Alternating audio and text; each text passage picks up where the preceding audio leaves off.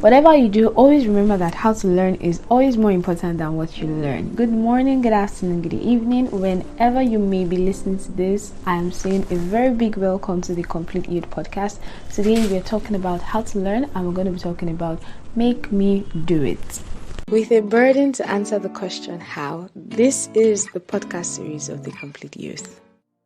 Alright, so I'll just be explaining, in brief basic terms how making me do it, basically supposed to help us with learning, right? So during the program I was telling you guys about the last time I taught, that was Professors Without Borders. One of the things that really stood out in that program was everything we were actually told to do it. So when we were taught about giving an elevator pitch and something like that, everybody was told to practicalize that in the class, and there was nothing like I'm not doing, because everybody had to. The only difference is you could just move to the back and decide that you're going to do your own later, right? But then we had to do it. And one thing I realized is when we started doing it from the beginning, right, a lot of people were still skeptical about getting involved in the practicalization of what we were being taught. But as time went on, we began to get used to it, and we started looking forward to it, and it started getting interesting, and it will surprise you how much knowledge was in just one room, right? I learned so much, and it was really beautiful. Now, why is it important for us to practicalize whatever it is that we are trying to learn? Scientifically speaking, there is a very close relationship between the brain and the hands, right? The brain and the hands have a very close relationship, and permit me to say that sometimes when you look at some topics that you're learning, you would basically say that this thing is not necessarily practicable, like I can't put this into practice. But let me say that when I say do it, it doesn't necessarily mean do that thing.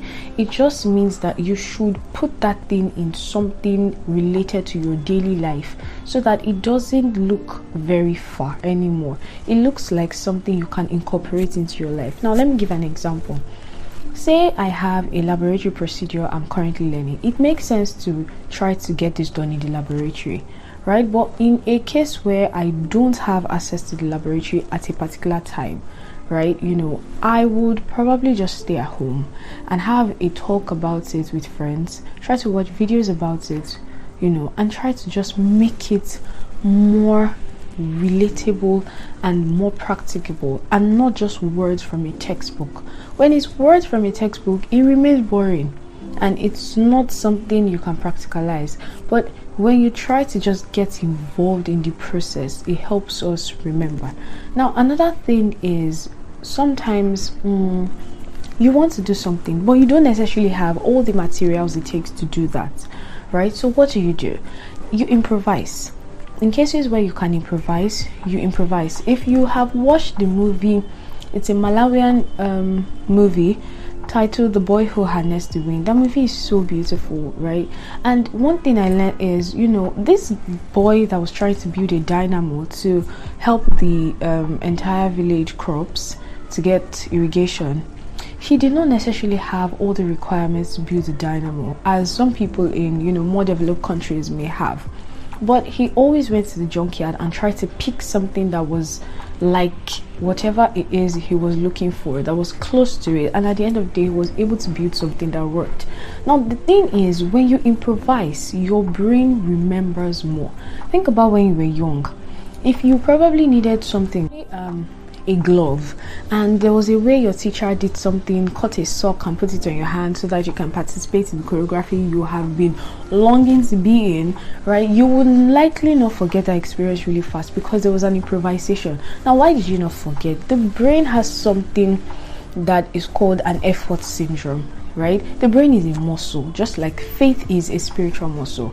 Muscles are only going to grow when they are exercised, and the more effort you put on the brain, the more exercise it is going through. The more exercise it is going through, the more durable it becomes, right? The more strengthened it becomes, the more it grows, right? So that's basically the connection between improvising, trying to get creative about practicalizing whatever it is that we are learning, right? So there was a man, or I don't know if he's still alive. His name is very funny. His name is Confucius. I don't know why somebody who bears that kind of name say something so sensible. It just made it's funny to me, but anyways, right? So Confucius said something. He said, I hear, I forget, I see, I remember, I do, I understand.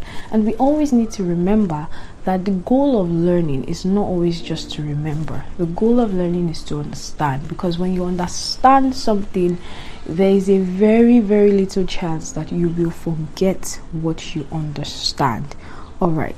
So if this podcast episode has provided you value of any sort, I want to see your hands in the comment section, and please share it with family and friends, because we're trying to build a family. We want to be we're getting bigger every day. Yay. And so I just want to give you guys a little snippet into what the next episode is going to be about.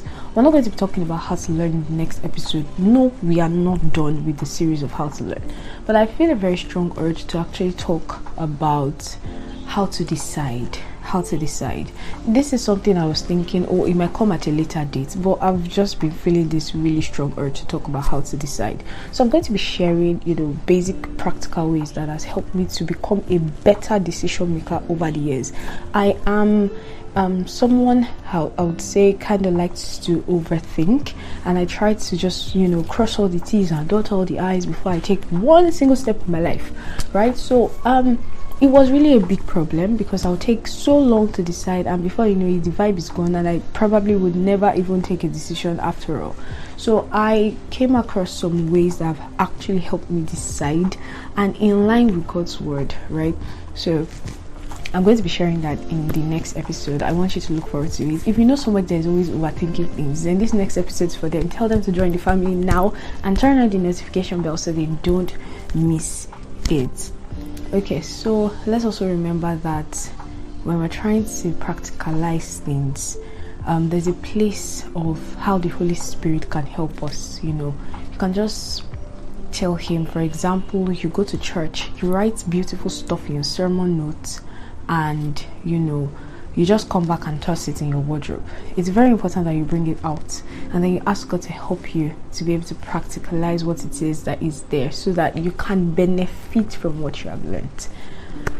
So this brings me to the end of this episode. Thank you so much for joining me. If you are already a member of the Complete Youth family, oh my God, I love you. If you are not, please be fast to join our family. Spaces are filling up fast. There's always space for everyone, but anyways, you're welcome. My name is Medenola. I'll see you in the very next episode. Till that time, stay blessed and do well to continue learning. Bye.